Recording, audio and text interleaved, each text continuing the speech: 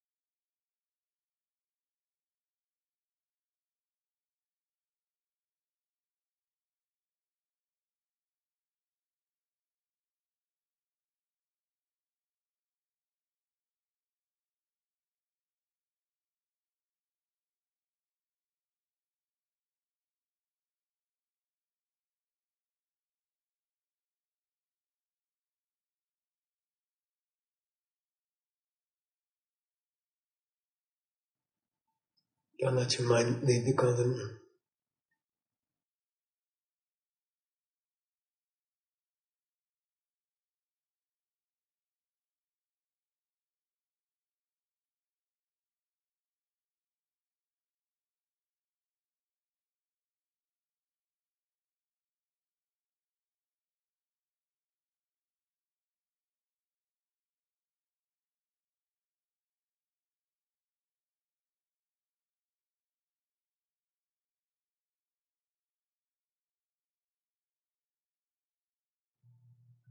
Look at the sky outside the window.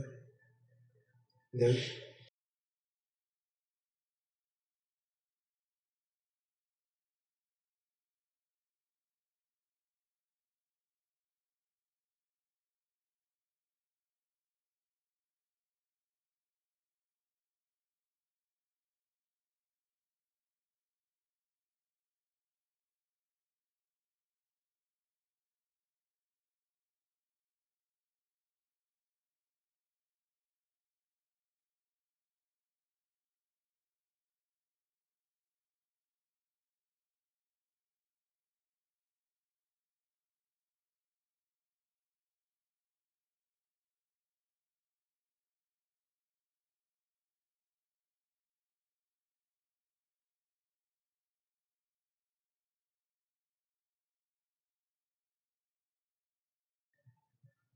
stay with the sky. Be contented to stay with the sky.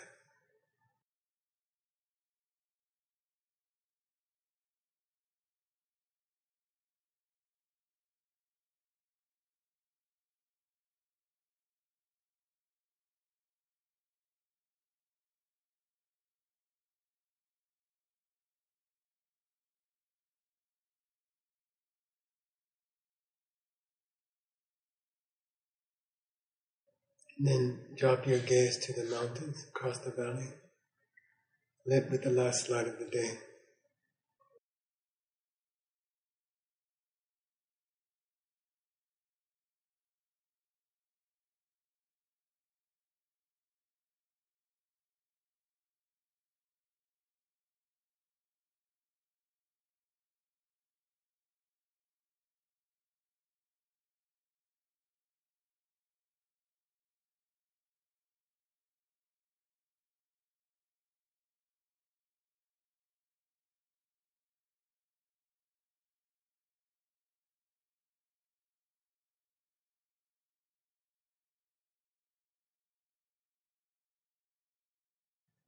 And bring your mind into the golden room.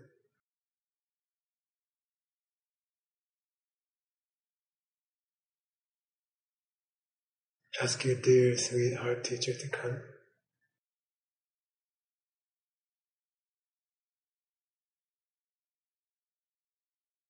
And feel their hands on your hands. That's all. The meditation object is the touch of their hand on your hand. Focus on that. Keep the mind there not with a struggle, but by enjoying this sacred touch on your hand.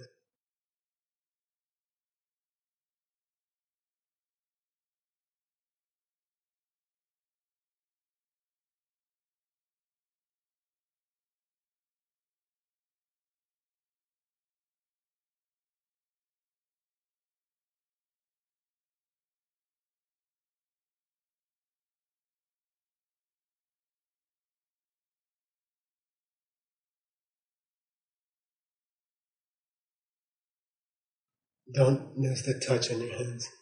Use your iron hook and your chain. Bring the mind back.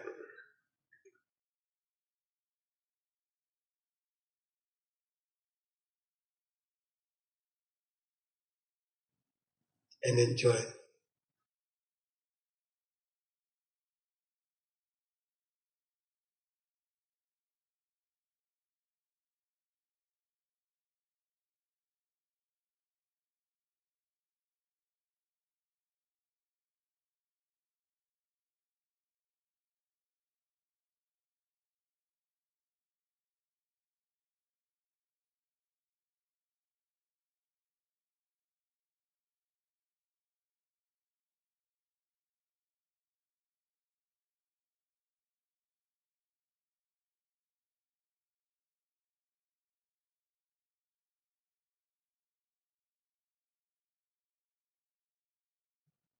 The only thing in the world is the touch of your teacher's hand.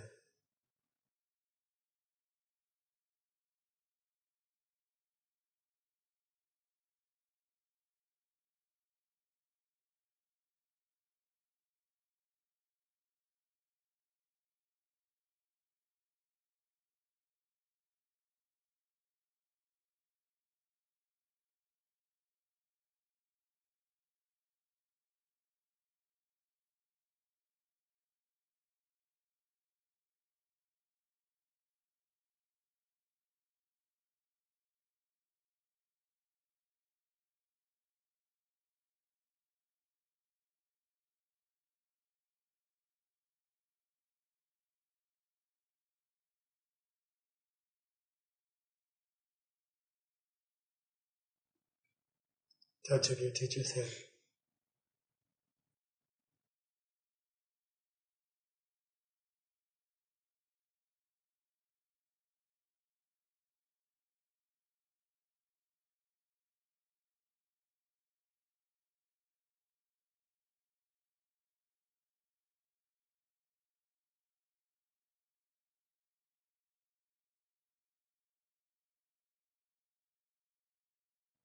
Then bring yourself back to this room. Slowly open your eyes. In my experience, with the few hours after meals is not a good time to meditate. It's difficult. It's like yoga. And I don't know, I think for about 15 years I didn't eat dinner. I didn't eat afternoon, or I didn't eat after lunch. And so evening was a pretty good time to meditate. But in 3-year retreat, we found out that the quality of meditation degrades very quickly as you get closer to bedtime. Okay? Like it just goes down very sharply. The length of time you can meditate goes down very sharply, I don't know, in the evening, for most people. So don't fight it, don't try. What we've been trying to do this week was to start with a very short, high-quality meditation and not worry about the length of the meditation. We weren't trying to pile up minutes meditated. We were trying to make it high quality. And then the length will come by itself. You see, it did today, right? This afternoon it came by itself. We weren't trying, I didn't set a goal to let's increase it to 20, 25 minutes or something. But it came because the quality was good. Okay, so I don't know about you, just now I felt the quality wasn't so good for myself. And then I was like, I'll fight this, and I'm going to not stop before 20 minutes or 25 minutes. And then that's a bad idea, okay? If you're tired, if you just ate, if it's been a long day, if you still have part of a cold, then wrap it up, and get to bed early, take care of yourself and have a better one tomorrow, okay? Don't. What I mean is, don't get in the habit of having a bad meditation. Don't get in the habit of having a low quality meditation, because that's what happens to almost everybody who tries to meditate. They go on for an hour and it's all low quality, and then they get used to it, and then they don't really ever have good meditations. They don't know what it even feels like, So say, you can't say. They call Kupa Utsu. Kupa, the people on the China tour know Kupa. Kupa means idiot. Utsuk means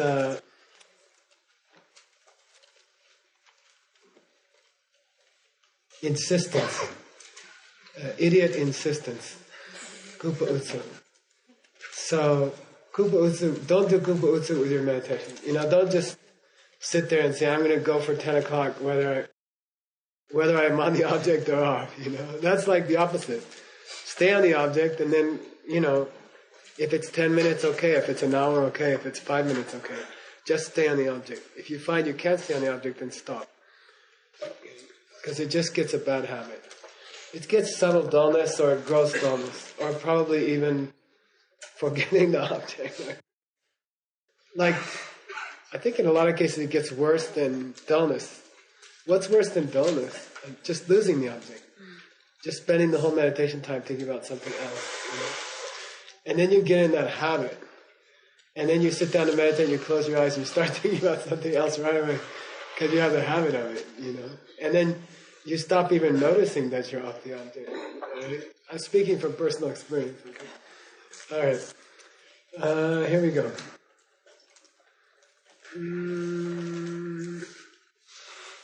Neshipa dembe denda dembe tutel ngepani.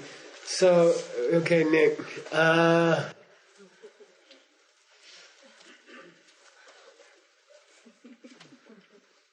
So he's not the Nick. If he's not the one Nick who is the sum total of his parts, which we just finished that. That was point number 3. So we're on to point number 4. Is Nick his parts? Is Nick somehow divorced from his parts? Is there a Nick who's independent from his parts? Okay. So here we go. I should rather say who is his parts, but here we go.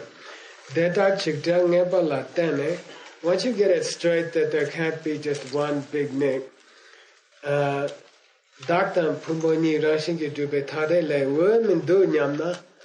then you might figure to yourself, well, if there's not one big nick who owns the parts, then I guess he would have to be the parts themselves. Okay? If there's not a nick who owns the body and owns the mind, then I guess the body and the mind must be nick. Okay? The plurality is nick. Okay? And do means it couldn't rightfully be anything else. Normally means to be worthy. Okay? Shok is a ballot, a voting ballot, a worthiness paper. Okay? Alright, so and do means it wouldn't be right.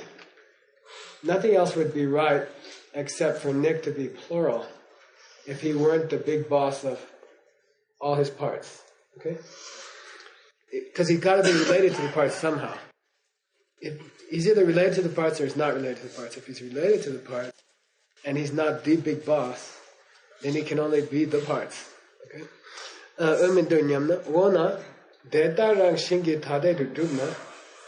So suppose then that there is a Nick who is separate from his parts. Okay? Sashele, Arya Nagarjuna's root text on wisdom says, Dagni newa lemba le sheni tepa mayente sheni ina len me par sungyu rignang sungdume chepatar Dagni newa lemba le sheni tepa mayente. It's not correct to say that Nick could be anything separate from his parts. Okay? It's not correct to say that Nick could be anything separate from his parts. Tepa mayente. Sheni ina len me par. The parts in Tibetan, the word for parts here being that which he took on at birth. The parts which he took on at birth. If Nick were somehow separate from the parts which he took on at birth, then there wouldn't have been any taking and there wouldn't have been any holding. Because there would be nothing to hold. Right. So that's Arya Nagarjuna. Here's the explanation of it. Raluk lang sumle raluk ni loks kawa shuldu lang di she tungyu yepatar. This is, I don't know if you appreciate what Tibet is the repository of the highest knowledge of mankind for the last 1,000 years. Okay? Seriously. And before Buddhism got there, they were all yak herders. Okay? There was no writing. They didn't have a written language. They were all just sitting on the sides of, barren 25,000 feet high mountain, rocks, herding a few goats and sheep and yaks, and that was it. So, a lot of the examples you find in scripture relate to critters. Okay? So, Ra Luk Lang Sun, suppose you got a goat, a sheep, and a cow. Okay? Suppose you got a goat, a sheep, and a cow. And then you take out the goat and the sheep. Well, what do you got left? You guessed it. A cow. And the sheep. So, like, if you got these three critters, and you take away two of them, then you end up with a cow, right? So, but is it also that way with the 5 parts to a person's the person? What are the 5 parts? We'll go over them one more time, like Suk, Tsorwa, Dushe, Demiduche, Namshe, right? So Suk means the physical parts of a person, which are the body of the person, okay? The physical parts of a person. Suk is the first skandha or heap. Why are they called heaps? Why are the parts of a person called heaps? First chapter of Abhidhammakosha. They're called heaps because they are piles of different things, like the the heap of the body is composed of all the arms and leg, and it's a pile of stuff. So they're called piles or skandhas. We're just saying parts of the person, okay?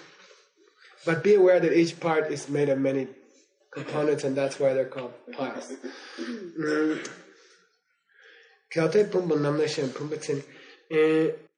So could you do the same exercise with the 5 parts of a person? Well, let's do the 5 parts. Your physical body, your feelings, your capacity to divide between things or discriminate between things, okay? Number 3. Number 4, the other functions of your mind, which are, what are they? 51, or depends on what school you're in. 46, something, I think that's it. There are certain functions of the mind. So then the Abhidharma says, why did they take 2 of the functions out and make them separate heaps? Why did they just say body and mind? Why did they say body and feelings, discrimination, other functions of the mind and consciousness? Why did they split them out? Korwe gyuchur im gyuchur pumbo namne soradan dushi loshi pumbo shak. That's the first chapter of Abhidharma also. We separate out 2 of the heaps, feeling and discrimination, because they are the cause of our suffering. I like how that feels, so I like him. I like him because he makes me feel good. I don't like her because she doesn't make me feel good. Okay? So we divide based on feelings.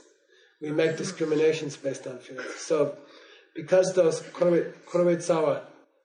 because those 2 mental functions are the root of all suffering, they are, in the study of the parts of a person, they are separated out into their own categories because they're so important in causing suffering. So is it the case that as we did with the sheep, the goat, and the cow, that we could just take out of the room the body, the feelings, the discrimination, the other mental functions, and raw awareness itself, and then would we find Nick? Okay? That's the question. Is there a Nick which is separate from his pieces? Okay? And we're getting more sophisticated than saying Nick and his arms and legs, right? We're saying Nick, his body, his feelings, his capacity to discriminate, the other parts of his mind, and his capacity for awareness at all. Okay? If we strip away the 5 parts, the 5 classical parts of a person, will we find Nick? Will Nick be left over in the way that the cow is left over when we take away the goat and the sheep? That's all. Got it? Okay? Yeah, and Akasha's saying, no, it doesn't work that way. It's not the case. So the ergo, there doesn't seem to be an independent Nick who is independent from his parts. Okay? Because it's not like the sheep and the goat and the cow. Okay? Which reminds me of the rabbi and the goat story, but we don't have time for that. There's lots of good stories in the diamond business. Like that. Dushe namshe desu popular. Now shepe pumbo dan jame chik ngujingyu gobala deta ngosundu mepatan. So you would expect that if Nick were somehow, if there were a separate Nick who owned his parts, because that's what we really think, right? Nick's leg, Nick's ear, Nick's mind, then Nick must be something different than Nick's ear, right? He must somehow be the possessor of all of them, right? So, but if we eliminate one by one all those parts, then we try to find a Nick there, we can't find one. Okay. Sashele Kelte Pumbo Namla Shen Pumba Tseni Mepar Gershe Patar. Then he starts listing problems with this idea that there's a Nick who is separate from his parts. Okay? Sashele Kelte Pumbo Namla Shen Pumba Tseni Mepar Ger. If Nick were something other than his 5 classical parts, then he would lack the defining quality, the defining characteristics of those parts. Okay, what does that mean? Here's the explanation, and you have to know Abhidharma to appreciate it. Dagla pumbo duche su tsumbe tsenyi kenjik so min demba dang pumbo la kega nachi chungwa yanda yang dagla kega nachi so min chungwa dang. So in the Abhidharma they describe the defining characteristics of a changing thing. Okay? The defining characteristics of a changing thing. Changing things are big in Buddhism, right? Because everything's changing, everything's impermanent, right? So there are certain qualities that if you see them in a thing, you can say it's unchanging. All changing things exhibit certain qualities. Okay, what are they? Here are some. Senyi ken jig sok mindemba ke kewa jigpa. Starting and stopping. Starting and stopping. Then he said La Sopa, and you gotta really appreciate that he's a master of Abhidharma. He said, and so on. Because in Abhidharma there's a big debate. Because some schools of Abhidharma say all changing things exhibit three modes. Starting, staying, and stopping. And then some more radical Abhidharma schools say, come on, things don't really stay, do they? For even an instant. There's no staying. There's just starting and stopping. Okay? And then people say, oh, well, Buddha taught that there were three, starting, staying, and stopping. And then the reply comes, well, he was just trying not to freak people out. Okay? But in truth, everything is dying from the moment it starts. Okay? Everything is stopping from the moment it starts. The starting of a thing kills it. The birth of a human being kills the human being. You know? So Buddha was careful not to emphasize staying, because people would get complacent. They'd say, well, at least I can stay for a while. You know? But then Buddha said, let's cut out the staying. Because lots of kids die in the womb. They don't get to stay. Okay? Like that. Okay? So anyway, then there's beautiful debates in the Abhidharma if you really want to know. Which you don't, but it's okay. About whether the starting has a starting and a stopping. And whether the starting stays at all. And then it gets pretty wild, but I won't go there. Kenji somin demba. Pumbo la kega nachi chunyan, da la kega na. So, Arya Nagarjuna is saying, if you were separate from your parts, if there were a nick that we could find after we had taken away the sheep and the cow, the sheep and the goat, if there were a nick that we could find like that, then he wouldn't exhibit the qualities that his parts exhibit, meaning he wouldn't stop and start. He would be eternally there. He would never get more or less nicked. Okay? Because he's independent from those changing things.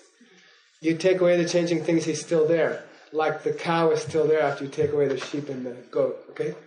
So then his nature would be radically different from the nature of his parts. The nature of his parts is to exhibit these defining qualities of a changing thing. Starting, stopping, staying. So if he were completely independent of those parts, it'd be like when my mom used to say, soul, your soul, and then you'd say, Mom, what do you mean by soul? And they would say, well, it's a part of you inside of you that doesn't change. And it goes to heaven after you die. So that's how I was brought up. I don't know how you heard soul. I don't know what kind of soul thing they gave you. That's the one I got. And I had a feeling for a long time about what my soul was. It was like a core of my being, and like a little stone inside my body. And that would not die when the body died. Like there was a part of me that was a core part of me that was still Mike. That after I died, it would be safe somewhere, and it would go somewhere, and it eternally be okay. So this nick begins to sound a little bit like that, I think. If you say there's a nick beyond his mind and body, then I guess might say soul. And it would also not exhibit the qualities of mortality and the qualities of, worldly impermanence. It would be somehow transcendent from the slings and arrows of outrageous fortune. You know what I mean? It would be above all that, and it wouldn't change. Okay? So it's similar to what we're saying here. If there were a nick that you could find after you took away all his changing parts, then that nick would have to be like unchanging, eternal, would not exhibit the qualities of mortality.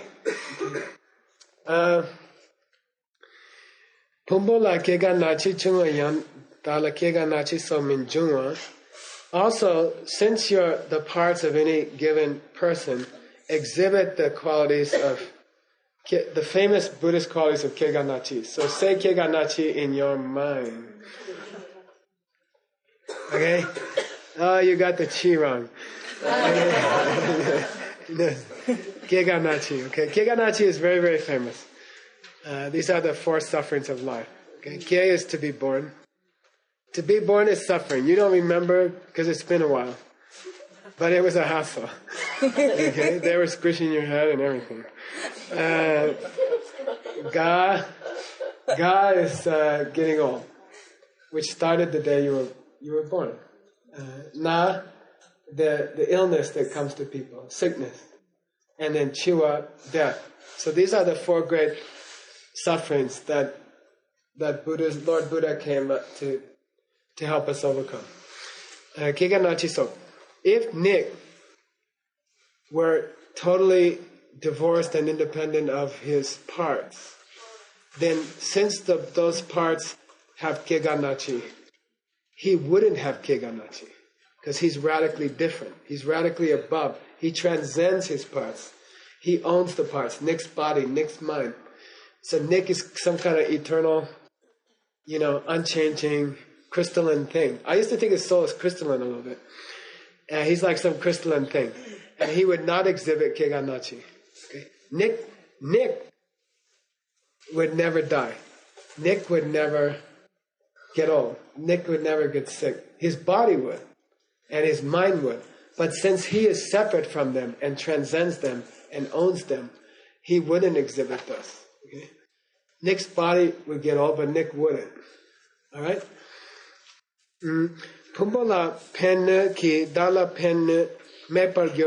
Also, this is very famous in examining the relationship between things. Okay, pen means either help or hurt, and oftentimes it's physical.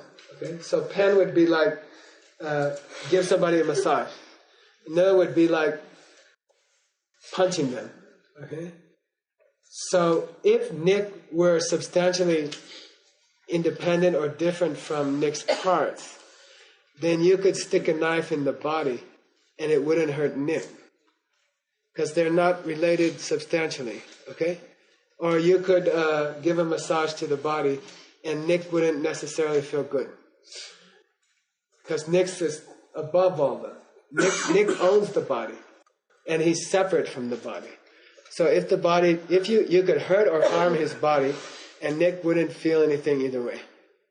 If he were essentially separate from his body and mind, which we've decided is necessary because we already decided he wasn't the same as. Okay? If you remember. Okay. You can look this part over again for about 23 years. And you'll figure it out.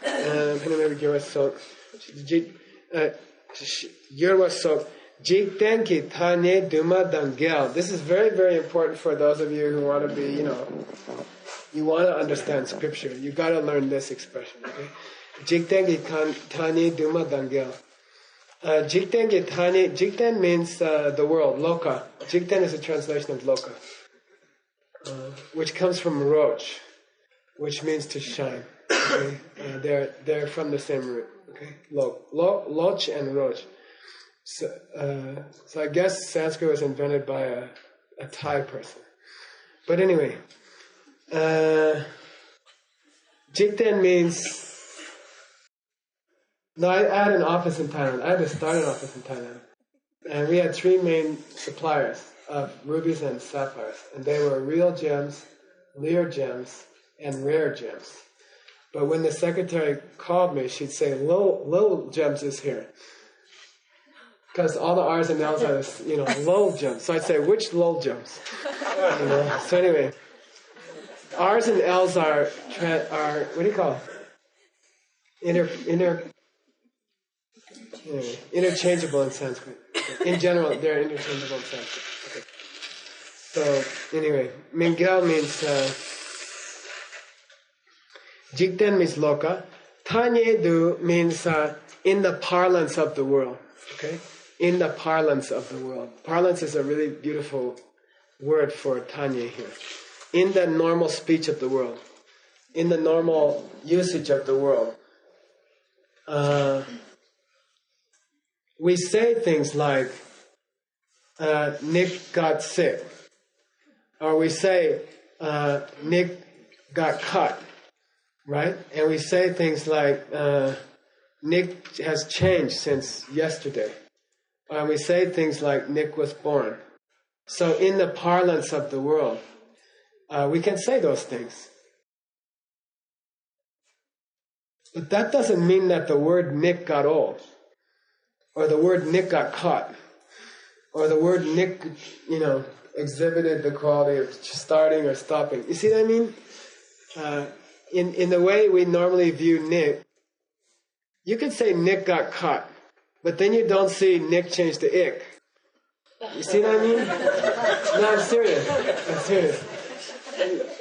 When you say Nick got cut, you mean Nick's body got cut, right? You don't mean Nick got cut. Right? Nick is something else, right?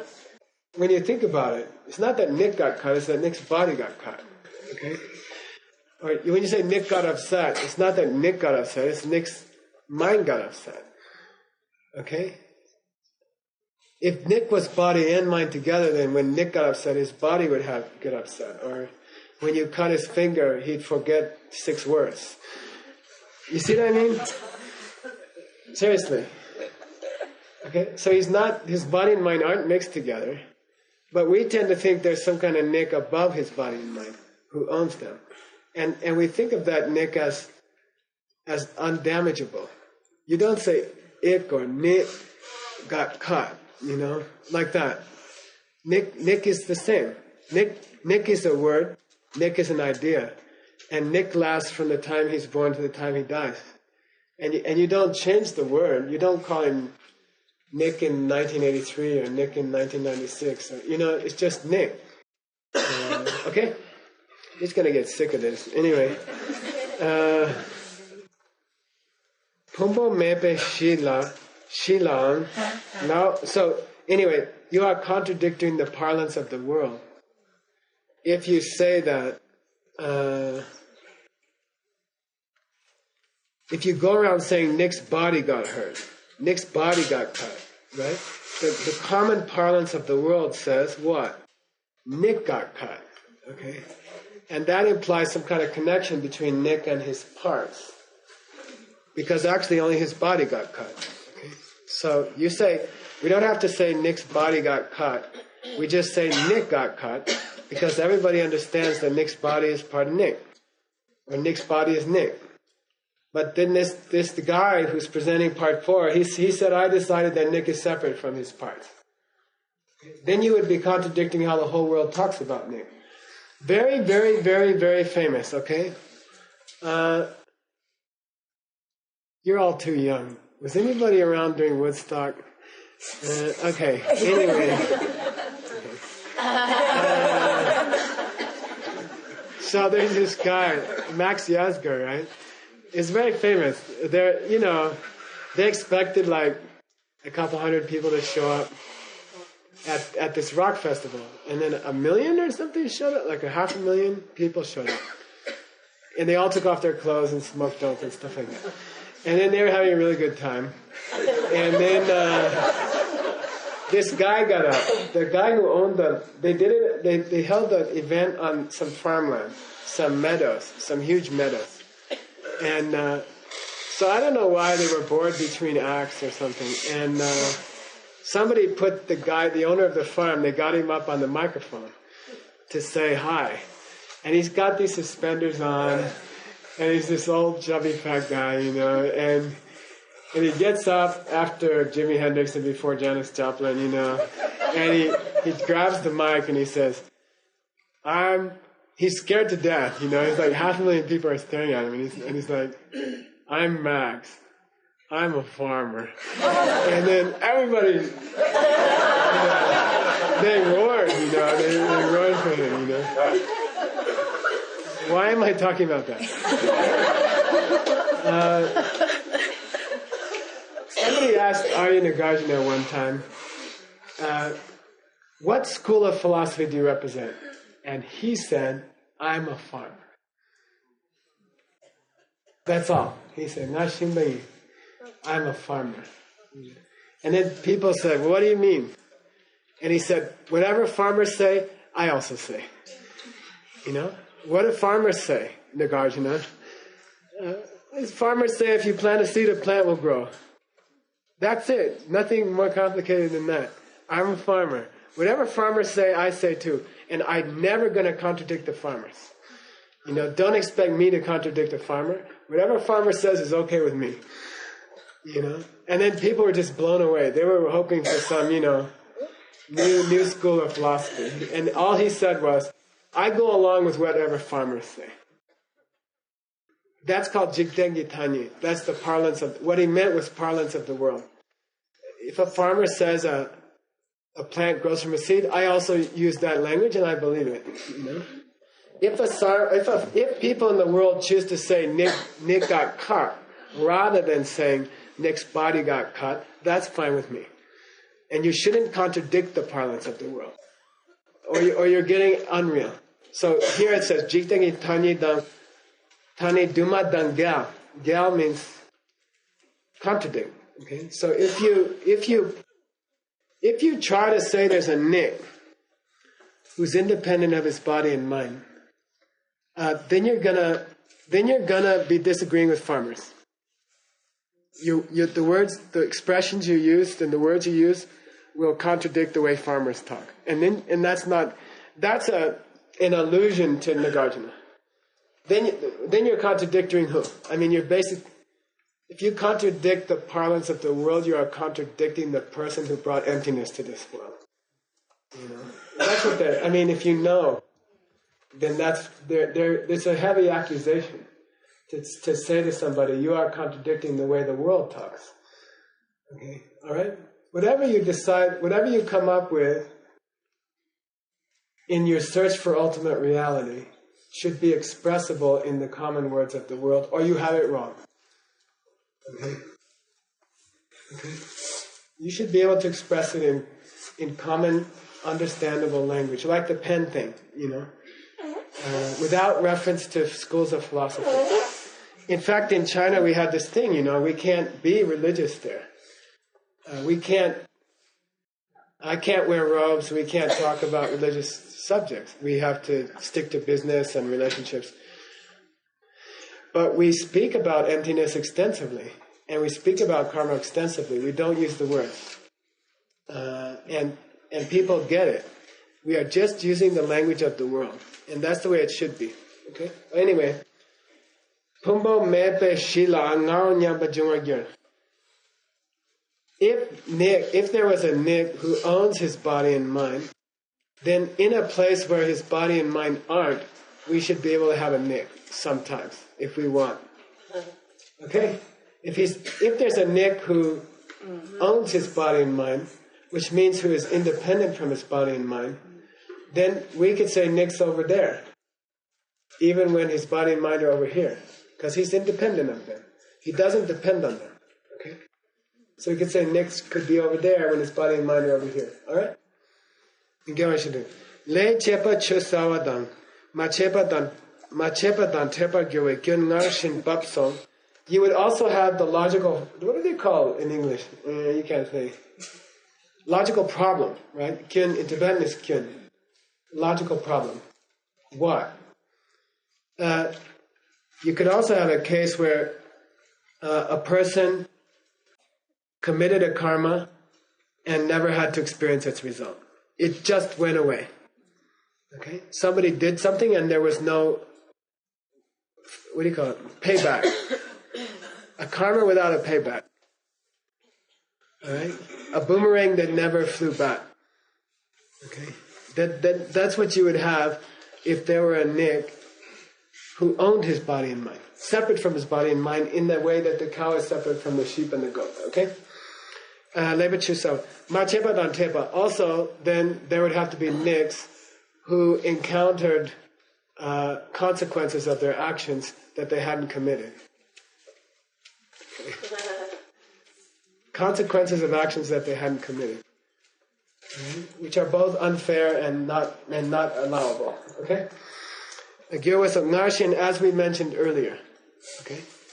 Soki, Nerje Duma Juan. Nerje is a nice word. Nerje means harmer, and it means problems with a position. Harmer means problems with a position. In Buddhist logic. Okay? Meaning, if you say Nick is not his body and mind, if you say there's a big Nick who owns his body and mind, then there's lots of things that hurt that idea.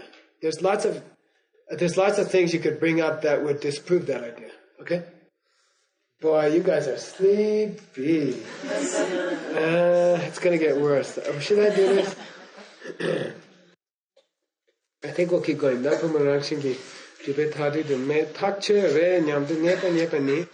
So you should decide in your mind right now that there's no Nick who is separate from his body and mind. Okay? There isn't any Nick. So we have a problem here, okay? You have to try to appreciate it. These last few, these are hard, and I went through them because they're in the book. If I had, if I wasn't going straight through a book, I would have skipped them or something. I wouldn't have talked about them. But I feel like I'm supposed to be giving you the whole transmission of a certain book. These last few pages are very difficult, and it's hard to make them relevant. But what I would say is, go back to the pen. Somebody gave me a pen. Go back to the pen. Just go back to the pen. When you're not sure, go back to the pen. Okay? Is the pen coming that way or this way? Yeah, I'm something in my mind is creating the pen. Why? Because when a puppy dog comes in, they don't write with it. Or they don't even try. They just chew on it. Okay? So that means they don't see a pen. They see a chew toy. Right? So it means the pen is not announcing itself. It means the pen must be coming from me. Okay? Just remember that. Does it appear naturally to normal people that the pen is coming from the pen? To normal people. If I said, is penness coming from the pen? They would say, yeah. They wouldn't say pen is made up by my mind or something like that. Okay? If I held it up, I'd say, is this a pen? They'd say, yeah, it's a pen. I say, where's it coming from? They say, well, it's just a pen. It's coming from itself, They don't think that they're creating the pen as they go. On the fly? What's that thing in programming? On the fly? I think it's on the fly. It's doing calculations on the fly. They don't think it's your mind creating the thing on the fly, okay? But there does appear a pen that comes from its own side, right? Now get this. I'm not going to let you be sleepy, okay? Get this. There's an appearance of a pen that comes from its own side coming from the pen. There is an appearance of a pen that came from its own side that's flowing from the pen. And from my side, there's an old bad habit that accepts that appearance. Okay? There's a lie coming from the pen, and there's an acceptance of the lie coming from me, and they meet in the middle somewhere, and then I believe the pen came from itself. Why does this matter to you? The next person who yells at you, whether it's your spouse or your lama, you have to think they're not coming from themselves. They're coming from me. Why? I must have yelled at someone before and planted a seed in my mind, and that's why I'm seeing them yell. Well, if you don't like people yelling at you, what should you do? Well, you can start by not yelling back. Okay? Do you not yell back because it's a noble thing not to yell back?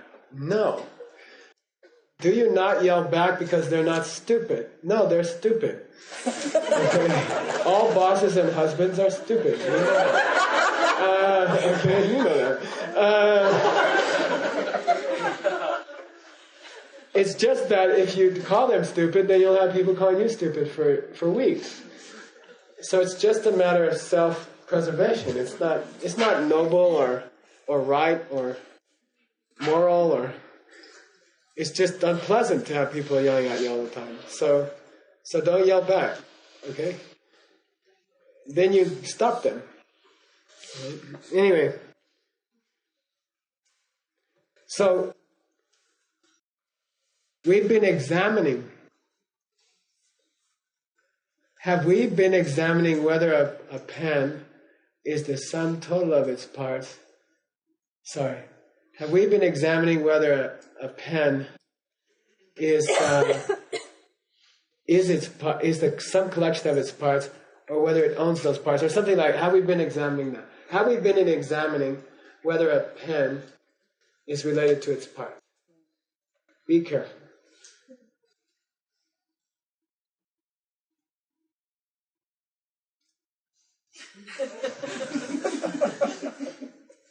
You got to go back to what we were talking. You see, we're not actually talking, the question has not been, for these many painful hours, whether the pen was the sum of its parts.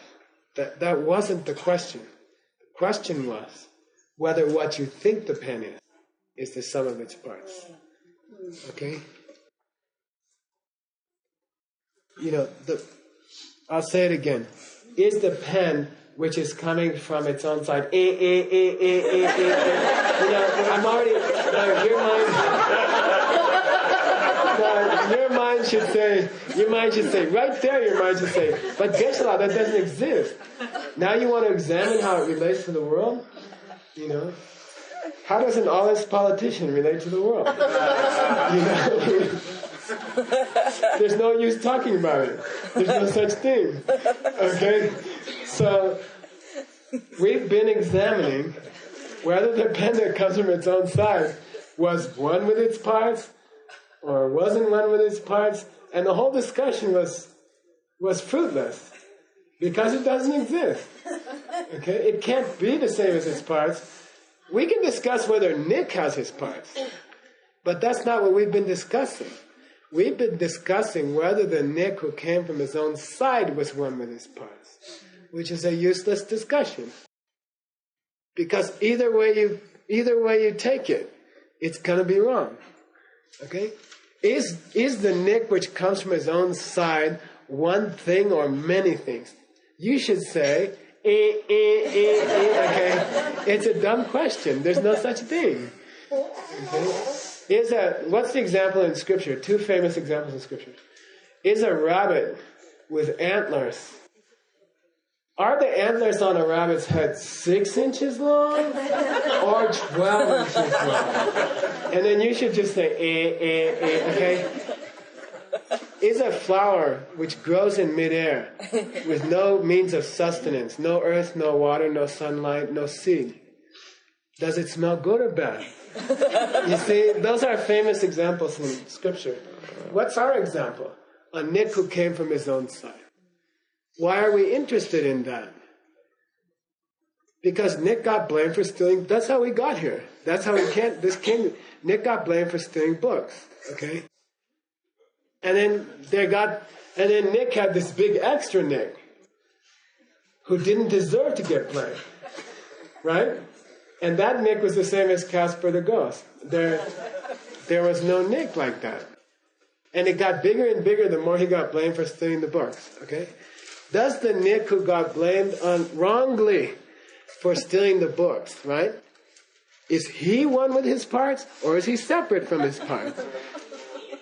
Yeah, I mean, Geshe, just save me the last. Could you just put the other 5 pages away? Like, just take him out of the book, and future generations won't have to go through this last couple of days. We'll just put a little note there that says, this Nick never existed anyway, so we're going to skip the discussion of whether he's one or not with his parts. Got it? Because if you're going to look into whether Nick is one with his parts, well then that's he is. He is the sum of his parts. Okay? He is. There is a Nick which is the sum of his parts. Okay? That's all. But not the Nick that didn't deserve to get blamed. Okay? No such thing. Hopefully we're at the end of these 4 parts. Let's see. How are we doing on time? Am I supposed to stop at 9:30, right? No. Huh? What's it say over there? 9:30? Does it say 9:30? Okay. Let's do some questions, okay? And then I'll hit you with some more. Let me see if we got anything else here.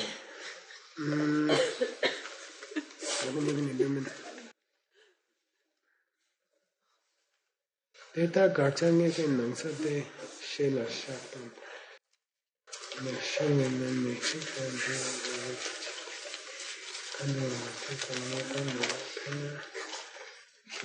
Yeah, let's stop there. Okay. Who's picking? Is Giselle picking? Okay. This is Pandit's hat. Seriously, Pandit's hat was designed with a single point on the top. Why? It represents Ekagra. That's why those skinny, we call them dunce hats. Okay.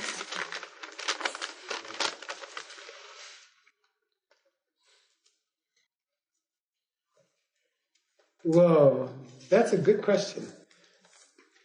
Can we, there are 9 levels of meditation.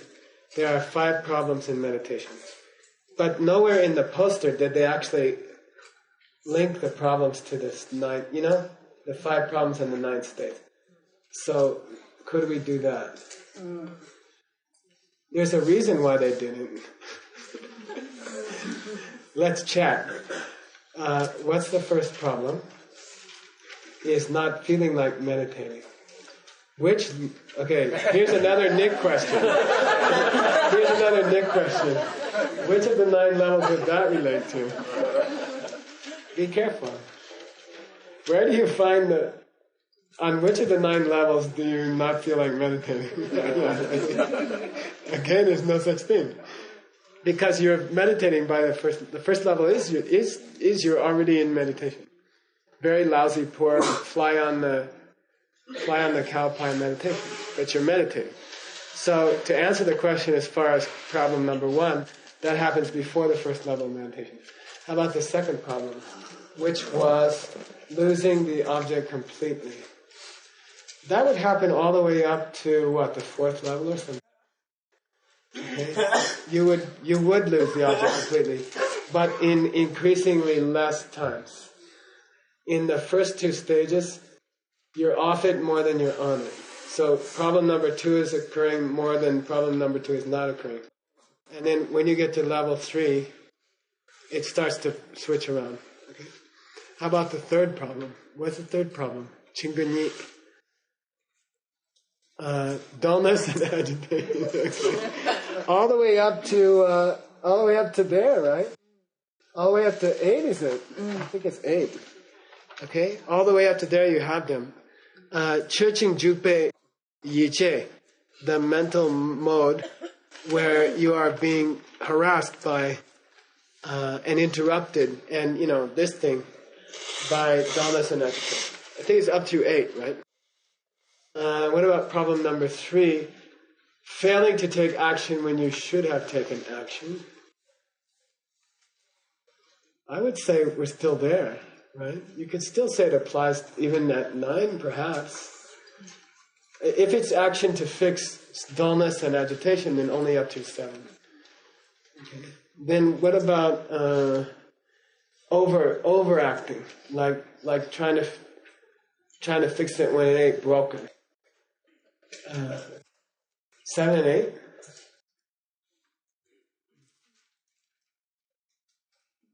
I think it could happen almost anywhere, no?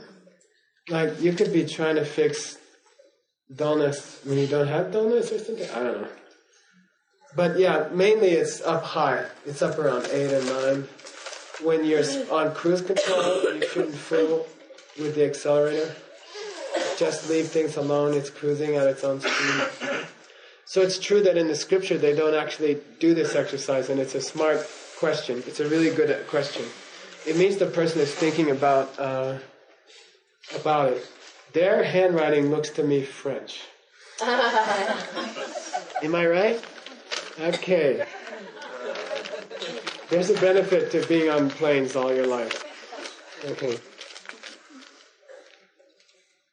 Let's do, yeah.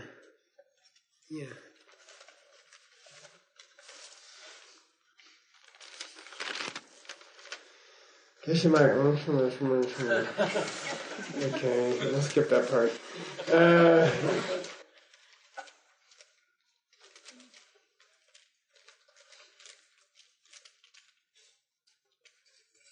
Yeah, this is pretty bad. I like this one. I'll do the whole thing. Enormous thanks for your inspirational guidance. I will forever be in your debt. Number 2. Is it true that you only rarely get past meditation level number 3?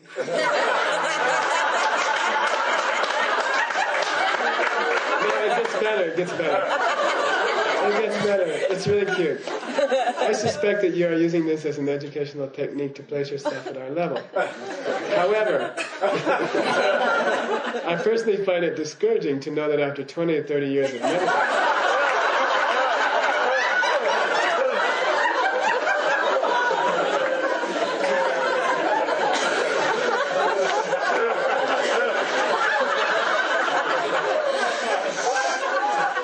it gets better.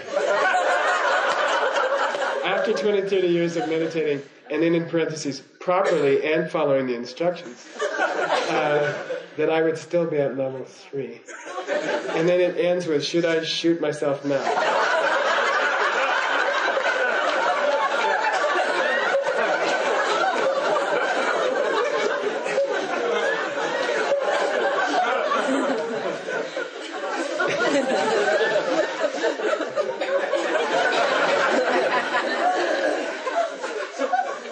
I mean, if you want me to be frank, I did have better meditation a long time ago. And I think it was Bhakjak Sepa. You see what I mean? It wasn't due to any efforts in this life. I think I came in with certain mental seeds. And typically those kinds of seeds ripen in the late teens and the 20s. And after that, you're on your own. Meaning whatever efforts you make in this life. You see what I mean? So you get kind of the main debit credit, that if you've had a good past life, then the main time that you benefit from that, normally, in many aspects, is your late teens and your 20s, and then you're just running on the seeds that you've created in this life, and we don't normally create great seeds between, in our high school years, say. No, seriously. It's not like you spend your high school years in deep meditation or something. Normally. You are enjoying the ripening of good seeds from your past life. So you drink and you party and you meet girls, and you see, that's good seeds ripening from your past life, but it's not creating any new good seeds. You see? That comes with just hard work. And the hard work doesn't start until you start the Dharma, right? Until someone teaches you meditation and you start working hard, you're running on past life seeds, mainly. And those wear out. So personally in my own case, I think it was mostly past life seeds that I did have a extraordinary meditation in my 20s. And then after that, I was on my current life seed. So I had to overcome Washington High School seeds. Seriously. And I had to work back to where I am now. So in my own case, that's what's happening. Some of the seeds from my past life, I think, are ripening now. Late. And very beautiful, important things are happening. But, So just be aware of that with your own self.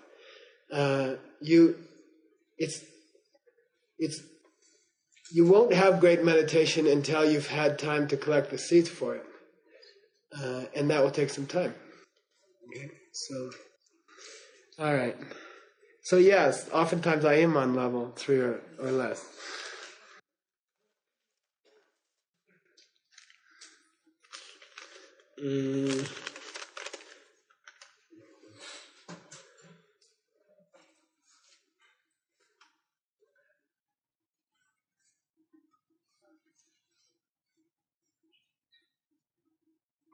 Cool. This is a reaction to the statement that you are creating the pages of the book as you turn it, right? So, if that's true, that as I turn the pages of a book, my mind is laying down the next words, which is that's the case. Then how did I come to write this book? You see, why am I hearing this book? If I'm the author, how could I have written this book? Because I don't understand it.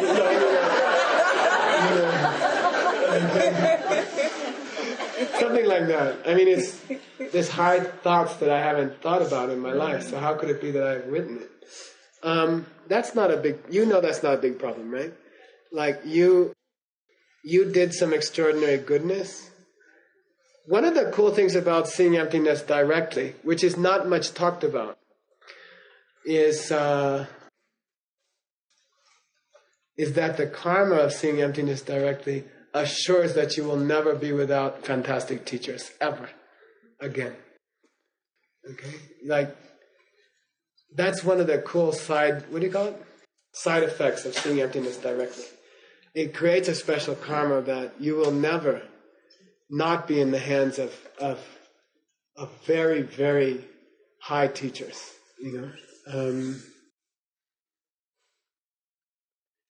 But you see, that's an example.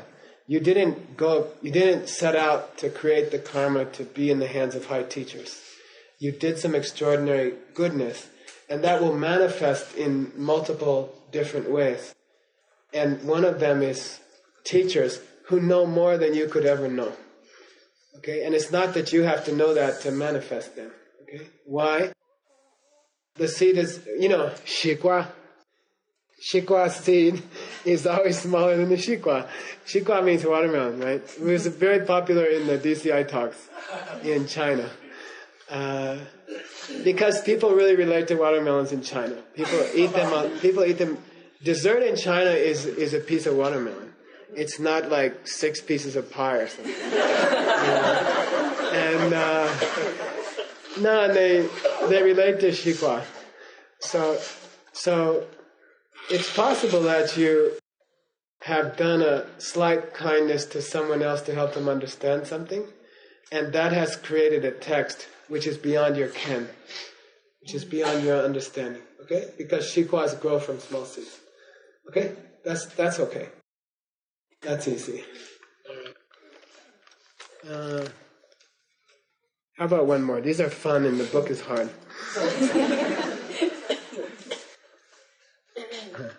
This one has a Buddha on it.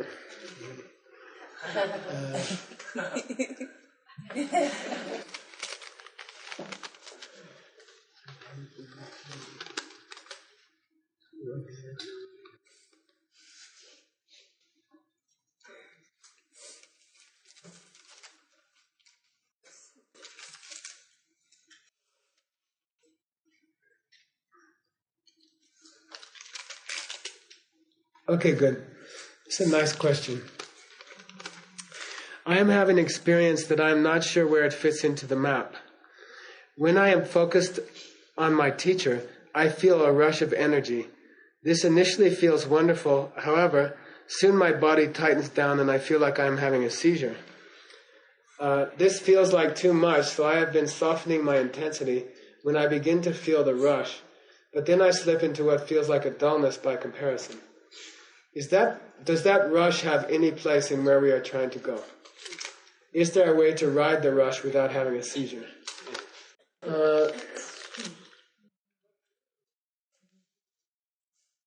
This is why we've been doing yoga, okay? I mean, this is what in the yoga we've been talking about the inner body, and the very most important, probably the most important teaching on the inner body, which is given in the Tibetan tradition of yoga, is Lung Sem Jupa Chipa, right? So you've heard that. You can't say it, dang. Lung Sem Jupa Chipa. Lung means prana. Lung means the chi in your body. Sem means your mind, your thoughts. Jupa Chipa means they always ride in tandem. They always come in tandem, okay? Your thoughts are always tied to your prana, and your prana is always tied to your thoughts. Your prana is like the horse, and the thoughts are like the horse rider. And it's an interesting relationship if you reflect on it. Sometimes the horse is the boss, and sometimes the rider is the boss, right? I mean, people said, "Oh, Geshe MIchael, you're from Arizona." I said, "Yeah." They said, "Oh, you must be good with horses." I said, "Yeah, I rode them twice." You know. And they said, "Well, why only twice?" I said, "Well, the first time they gave me this half-dead animal that it was old, and they put a saddle on it, and they put me on there, and it kind of like, I don't know, tottered down the trail, and it was a good time. I rode on. I was scared, but I rode on it. I was like 10 or something, and then later in college, somebody put me on a racehorse, and it took off. And then I just went like this, you know. I went, right? And then it stopped right there. And then I flew like an amazing distance. And then I never got on a horse again. So sometimes the horse directs the show. And then in theory, the rider can tell the horse where to go. And it's the same with the inner body. So because Lung Sem Jupa Chipa, because the prana and the thoughts ride in tandem, and the thoughts are riding on the prana, you can direct the prana with your thoughts. So in Niguma's yoga, you direct the prana to the inside of the chakras by focusing there, okay? And then that brings the prana there. But the opposite is also true. So normally the horse rider tells the horse where to go. But the principle behind yoga in Tibet and in ancient India is that you take advantage of the relationship to direct the thoughts by directing the prana. See? So you direct the prana through certain movements, asanas, and then knowing which channels relate to which emotions, you can elicit emotions by moving prana. Okay? So in that case, you're moving the horse to move the rider. You get the horse to go right, and the rider, being on the horse, has no choice but to go right. Okay, so you can work the relationship both ways. Okay, what does it have to do with meditation? In meditation, you are focusing the mind in a way which it is never focused in normal life. Okay, you are bringing the mind in, pratyahara. You are focusing the mind inwards, which has a corresponding effect on the prana. Okay? If you concentrate the mind inward, if you draw the mind inward to a core, then that's necessarily drawing the prana also into a core, because of Lung Sem Jupa Chipa, because they ride in tandem. If the horse is brought into the middle of the barn, the rider must come. So in meditation, the rider is going into the middle of the barn, so the horse has to go with the rider. Assuming they're like glued together with crazy glue or something, okay? Which is the case. They're never separated. So when you focus the mind inward during meditation, it would be very much to be expected that you should have certain rushes caused by movements of prana. Because the prana is linked to the thoughts, which are now being concentrated into the core of the mind. So you would have some kind of, you could expect some rushes. You might feel jolts, or you might feel thrills up your spine, or you might get these things, like that. And that's a normal result of the thoughts being concentrated. Okay? So when you're meditating on your teacher, and you have some kind of rush of prana like that, whatever mistakes you make in the meditation, whatever dullness you have, or whatever agitation you have, you'll have a corresponding pranic feeling in your body. Okay? So if you, for example, I believe the person who wrote it is over-concentrating the mind, right? And we talked about it. And that leads to subtle agitation. That leads to gross and subtle agitation. So I would say that the person has overly brought the mind in, and then there's been a reaction of the mind of over-excitement, stimulation, and then they've had a corresponding pranic experience. So how do you fix it? Which leads us to the question of lung, which we should talk about. We have 4 minutes. Lung is the Tibetan word for prana, okay? We should talk about it longer. I'll start tonight and we'll continue tomorrow. Lung is the Tibetan word for prana. It also means wind in Tibet. It's also the element wind.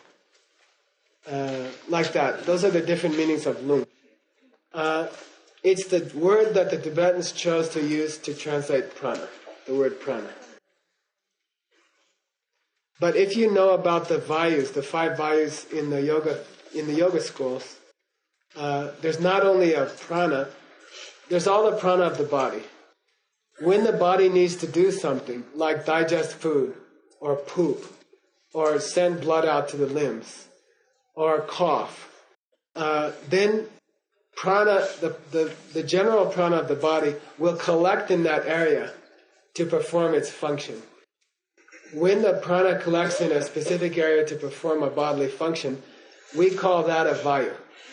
All those pranas joining together in a particular area of the body to enunciate words, for example, udana vayu. Those individual pranas collecting here, that becomes a vayu, udana vayu, and that projects words, for example, or spit, or breath, exhalation of breath. So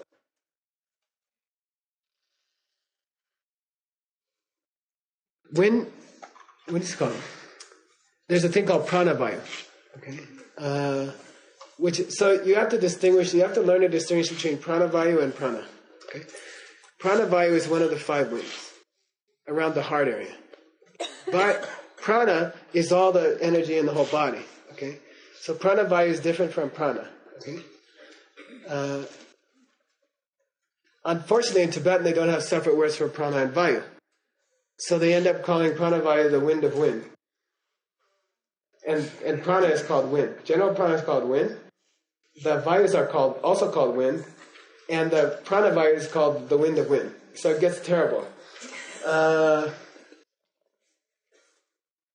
When you have a disorder,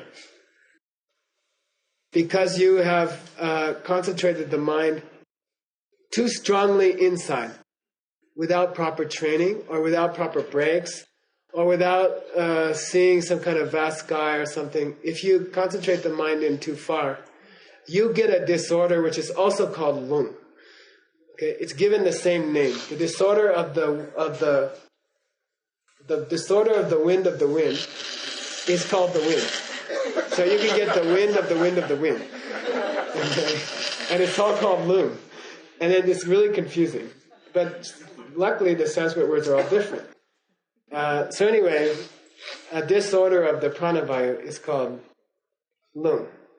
And it comes from improperly meditating, usually meditating too hard, trying too hard, concentrating the mind in too hard, without a feeling of expansiveness or pleasure.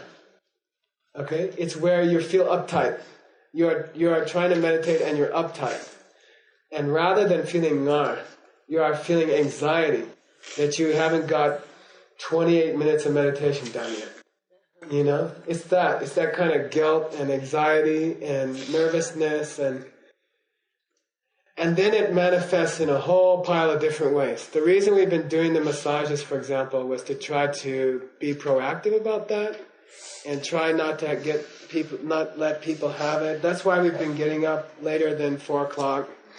And that's a judgment called by the teacher. If the teacher sees that the students are all exhausted from 3 months of dying at Diamond Mountain, then they don't get up at 4 o'clock, because then everybody would get pranavayu disorder.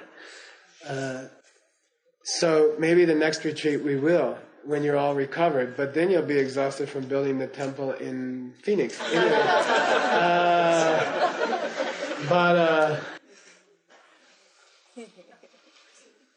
So what the person is describing, the rush with their teacher, and could they ride the rush with their teacher? I would guess that the feeling of seizure that they described is the overactivity of the prana, caused by too much concentration of the mind, and feeling anxiety over meditating good enough or something like that. So then the fix for that would be some kind of spaciousness. So I would say, if I were having that kind of rush with my teacher, you know, in the visualization of my teacher, then I would try to lighten up. They described that they were lightening up, but then they felt it went into dullness. That's normal. You turn the wheel and you go too far, and then you come back. So you just have to get good at, what do you call it? There's a word, compensation. You know, compensate. It's like when you do a twist and you take what do they call it? You take a twist to make up for the first twist. You hold this twist for 5 breaths, and then you do a bell. Anyway, I'll think of it by tomorrow. Counter twist. So you would have to do that with your mind, you see. You would have to do a counter. You have to keep doing counter twists, you know. So that person, I would say, I would guess that your main problem is trying too hard. And then look at the blue sky, look at the valley. Take yourself to the sky, the valley. That's why we do it in the room with the valley and the sky. Because whenever you feel a seizure coming on, you can look at the sky. And that's a traditional method of expansiveness. Counteracts is the counter twist to over concentration of the mind. Okay, so try that. And then when you start to get dull from that, come back to the golden room. Okay, so it's this thing. Okay, but definitely don't stay anywhere that's painful or causing anxiety. You gotta take action, right? If you stay in a place of anxiety or pain or trouble or feeling tightness in your chest and you don't take action, then you've committed problem number 4. Okay, you're required to do something about it. You're not allowed to sit in a meditation and feel bad. That's not allowed. You're supposed to do something. So that means you have to be able to diagnose your own problem and then give yourself a prescription. All right? And you should learn to do that. You should be able to diagnose, I'm having subtle dullness. Now, what was the fix for that? I was supposed to uplift my mind. How was I supposed to do that? You could either have just a mental image of golden light, or you could start thinking about how lucky you are, to be here and to have a teacher like that. Just thinking how lucky you are to have the teacher that you have should be enough to uplift you anytime. Okay? So like that, you got to know the problems and you got to know the antidotes, and that's why we're going through them. Okay, we'll come back to this difficult part of Scripture tomorrow. Maybe it will change. Right? If you do yoga, it will probably change. Good questions though, really good questions. Very classical questions. They've been asked for 2,000 years.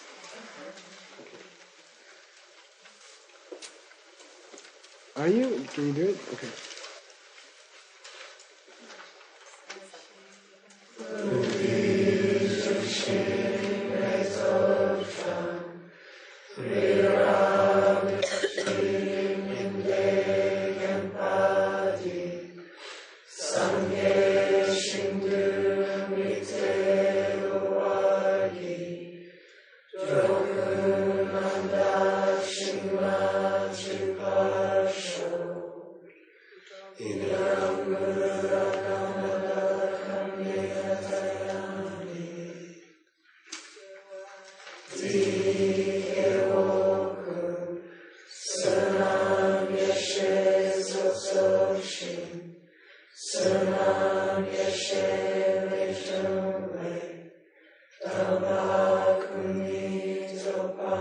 Sure.